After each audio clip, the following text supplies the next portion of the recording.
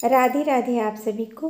देखिए, पूरे वर्ष के दीपदान का शुभ फल प्राप्त करने के लिए कार्तिक माह में अगर हम 365 बाती का दिया लगाते हैं तो हमको पूरे वर्ष का पुण्य फल प्राप्त होता है।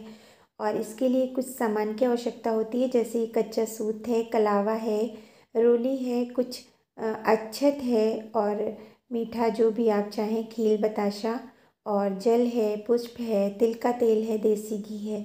इस प्रकार से हम पूरे वर्ष में अगर दीपदान नहीं कर पाते हैं तो कार्तिक माह इतना पुण्य फलों को देने वाला है कि उसमें हम दीपदान करके पूरे वर्ष का दीपदान का फल प्राप्त कर सकते हैं। देखिए, ये कच्चा सूत है, ये कलावा है। और अगर आपके पास कलावा नहीं है और आप लक्ष्मी प्राप्ति के लिए दीपदान करना चाहते हैं तो भगवान विष्णु और माता लक्ष्मी के सम्मुख अगर दीपदान करें तो इस प्रकार से रोली से कच्चे सूत को रंग लें, थोड़ी देर के लिए छोड़ दें और ये जब सूख जाएगा तो कुछ इस प्रकार से उसकी बत्तियां बन जाएंगी। आप 108, 365 जितना भी चाहें उतनी बाती का दिया जला सकते हैं। देखिए, सबसे पहले जब हम कलावे से अपनी बाती तैयार करते हैं तो उसके लिए हम देख लेते हैं कि कलावे में कितने धागे हैं, कितने सूत हैं उसमें। तो इस तरह से हम सारे सूतों को गिन लेंगे। और देखिए, ये हमारे जो कलावे में कुल 16 सूत हैं। तो ये 16 सूत को हमें 365 और पुरुषोत्तम मास की वजह से 366 बाती का दीप बनाना है। इसके लिए हमने एक बड़े डिब्बे को लिया है। आप चाहें तो इसको अपने हाथ पे भी, उंगलियों में भी कर सकते हैं, लेकिन क्योंकि हमें इसको बहुत जगह जलाना है, हम इसको मंदिर में, मुख्य द्वार पे, आंवले के नीचे, बेलपत्र के नीचे, आकाश दीप, पीपल के नीचे और इस तरह से तुलसी मैया के नीचे भी हम दीप प्रज्वलित करेंगे। इसके लिए हमने इसको बड़े डिब्बे पे लपेटा है और इसको हमने कुल 23 बार लपेटा है। तो 23 को जब हम 16 से गुणा करते हैं तो ये 368 आता है। फिर इसके बाद हम इसमें से 2 धागे निकाल देंगे और ये 366 बन जाएगा, जिसकी हमें आवश्यकता है। और आप देख सकते हैं ये इतना बड़ा तैयार हुआ है। तो ये हम कई सारे दीपक इससे मिलाकर बना लेंगे। जितना बड़ा हमारा दिया होगा उसके अनुसार ही हम बत्ती काट सकते हैं। अगर हमने बड़े साइज़ का दिया लिया है तो हमको बड़ी बत्ती काटने में कोई दिक्कत नहीं होगी और वो आसानी से जल जाएगी। बस कलावा सूती होना चाहिए, रेशमी कलावा आप बिल्कुल भी ना प्रयोग करें। कलावा सूखा और सूती होना चाहिए तो वो आसानी से जल जाता है। और देखिए, 2 धागे इसमें हमने कम कर दिए। अब ये 366 धागों का हमारी बत्ती तैयार हो गई है। इस प्रकार से हमने कुछ इस तरह बत्तियां तैयार कर ली हैं। और देखिए, आप चाहें आप कच्चे सूत का भी कुछ इसी प्रकार से, अगर ये आपके 3 सूत का धागा है तो 122 बार अगर आप लपेट लेंगे तो ये आपकी 366 सूतों की एक बाती तैयार हो जाएगी। अगर आप चाहें तो इसको हाथ पे लपेट के भी 122 बार अगर आप लपेटेंगे 3 सूत की बाती को तो 366 धागों की आपको बाती मिल जाएगी। अगर आपके सूत में 5 धागे, आपके सूत में अगर धागे में 5 सूत हैं तो उसको आप 73 बार लपेटें तो वो आपको 365 बार आपको दीपक मिल जाएगा। जो आपकी बाती है उसमें आप एक और जोड़ लें, क्योंकि इस बार पुरुषोत्तम मास है, जिसको आप मलमास भी कह सकते हैं तो कहा जाता है, तो इसकी वजह से हमें एक सूत ज़्यादा लेना पड़ेगा।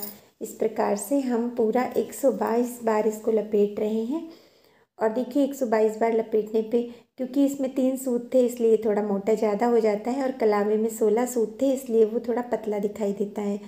अब इस तरह से करके हम इसको बीच से काट लेंगे तो ये हमारी 2 बत्तियां तैयार हो गई। देखिए, अच्छे से हमने इसको काट लिया है और ये हमारी पूरी 366 बाती बनी है, क्योंकि 3 सूत की थी और हमने 122 बार इसको लपेटा है। अब ये हम बीच में से काट के इसकी 2 बातियां बना लेंगे और आप देख सकते हैं कुछ इस प्रकार से ये बातियां बन गई हैं। लेकिन क्योंकि ये हम भगवान विष्णु के सम्मुख और गणेश भगवान के लिए अगर जलाना है हमें, तो इसमें हम थोड़ा सा हल्दी लगाएंगे। इस तरह से सफ़ेद बाती नहीं जलाना हमारे यहाँ चाहिए, तो इसलिए हम इसको थोड़ी सी हल्दी लगाकर और थोड़ी देर के लिए छोड़ देंगे। तो ये देखिए बिल्कुल अच्छे से सूख भी जाती हैं और ये इस तरह से पीला रंग शुभ होता है। भगवान विष्णु के निमित्त अगर हम इस प्रकार से दीपदान करते हैं तो हम इसमें इस प्रकार से हल्दी लगा सकते हैं। और हरी बाती भी आप बनाकर भगवान विष्णु के सम्मुख जरूर अर्पित करें, जलाएं। उसका भी अपना ही पुण्य फल होता है। और देखिए इस प्रकार से हम सारी बातियों को एकत्र कर लेंगे और जहाँ जहाँ भी हमें दीपदान करना है, आप चाहें तो तिल के तेल में या देसी घी में दीपदान कर सकते हैं। आप चाहें तो इतने छोटे से दिए में भी दीपदान कर सकते हैं और आप चाहें तो बड़े दिए को का भी प्रयोग कर सकते हैं। जो भी आपके पास व्यवस्थित हो उसमें आप इस प्रकार से देसी घी डालें। आप चाहें तो इसको थोड़ा सा गर्म करके अगर डालेंगे तो और भी सरलता से दीपक जल जाता है और ये भी बहुत आसानी से जल जाएगा। कपूर की भी कोई आवश्यकता नहीं होगी। फिर भी अगर आपको डालना ही है तो आप बिन सेनी कपूर का प्रयोग करें। हम बड़े पात्र में एक दीपदान जो अपने मंदिर में करने जा रहे हैं, तो उसके लिए ये सबसे पहले इस दिया में हमने स्वास्तिक बना लिया है। और स्वास्तिक बनाने जब कोई भी कार्य करें, ऐसे शुभ कार्य होते हैं तो उसमें कोई भी मांगलिक चिन्ह जब ओम या स्वास्तिक बनाया जाता है तो उसका विशेष फल होता है। और इस प्रकार से भगवान की पूजा पाठ करने में इस प्रकार के चिन्हों को बनाना बहुत ही शुभ माना जाता है, शुभ फलदायी होता है। इस प्रकार से स्वास्तिक निर्माण करने के बाद हम हमारे दिए को इस पात्र में, जिसमें हमने पहले से स्वास्तिक बना रखा है, इसमें कुछ अक्षत रखेंगे। आप चाहें तो हल्दी मिले हुए अक्षत रखें, सादे अक्षत रखें या कुमकुम मिले हुए अक्षत रखें।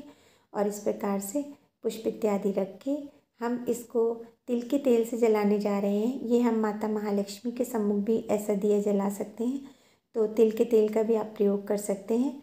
और देखिए अच्छी प्रकार से हम बत्ती को इसमें डुबो लेते हैं और अच्छे से डूबने के बाद हम हमारी बत्ती को इसमें रख देते हैं। ये पूरे 366 बत्तियों का जो समूह है, पूरी रेसों का इसमें धागों का, तो अब ये देखिए इन सूतों को मिलाकर ये बत्ती बनी है। अब हम इसको पूजन करेंगे। तो सबसे पहले हम इसमें रोली से तिलक करेंगे और भगवान गणेश और माता लक्ष्मी की स्तुति करते हुए हमने ये इस पर टीका कर दिया है। उसके बाद में हम अक्षत चढ़ाएंगे, लाल अक्षत, पीला अक्षत, जो भी आपके पास है आप वो चढ़ा सकते हैं। पुष्प आपके पास जो भी आप चढ़ा सकते हैं। और दीपक को कभी भी खाली नहीं जलाना चाहिए, तो हम उसमें थोड़ा सा खील डालेंगे। इस तरह से खील डालकर थोड़ा सा आप उसमें मीठा भी डालें, क्योंकि दीपक की पूजा कर रहे हैं हम। और इस प्रकार से घी का और एक तिल के तेल का दीपक हम आपको जलाकर दिखा रहे हैं। देखिए ये बहुत आसानी से जल जाते हैं, इसमें कोई भी परेशानी नहीं होती है और ये हमारे पूरे वर्ष के दीपदान का फल मिलता है। आप इन दियों को अपने घर में मुख्य द्वार पर भी जला सकते हैं, पर दीपक के नीचे आसन अवश्य दें।